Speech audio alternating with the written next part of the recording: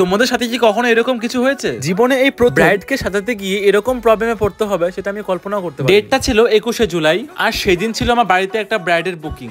তো রীতিমতো ব্রাইড আমার বাড়িতে চলে এসেছে, যেহেতু সেদিনকে আমার বাড়িতেই বুকিংটা ছিল। কিন্তু তারপরে যে আমাকে এরকম সমস্যায় পড়তে হবে সেটা আমি কোনোদিন ভাবতেও পারিনি। হ্যাঁ বন্ধুরা, আমাকে সেদিনকে আমার ব্রাইড জাস্ট পাগলই করে দিয়েছিল, আর এতটা পরিমাণে তাকে সেদিনকে আমার বোঝাতে হয়েছে যে সেদিন আমি বুঝতেই পারছি না আদেও আমি তার মতো সাজাতে পারবো। কি ভাবছো আমি এমন করে কেন কথা বলছি? আরে না, তেমন কিছুই না। আসলে সেদিনকার ব্রাইডটা ছিল আমার একদম সাদা মাটি মনের মতো, আর অনেক ক্লায়েন্টরা আছে যারা একদম মেকআপ করতে পছন্দ করে না। আমার সেদিনের ব্রাইডটাও সে, ও তেমন ভাবে কোনোদিনই কোনো রকম ভাবে মেকআপ করে, আর যারা কোনোদিনই কোনো রকম ভাবে মেকআপ করে না বা কখনো মেকআপ করেনি সেরকম ব্রাইডরা যদি আমাদের বুকিং করে তাহলে তাদের সবকিছুই বুঝিয়ে বুঝিয়ে করতে হয়। আর সব থেকে কষ্টের বিষয় হলো যেহেতু তারা কোনোদিন মেকআপ করেনি তাই তাদের কাছে সবকিছু যেন বেশি বেশি মনে হয়। কিন্তু আমার অনেক ক্লায়েন্টরাই আছো যারা তোমরা আমার কাছে সেজেছো বা আমাকে বুক করেছিলে, তোমরা জানো আমি খুব একটা তেমন হেভি মেকআপ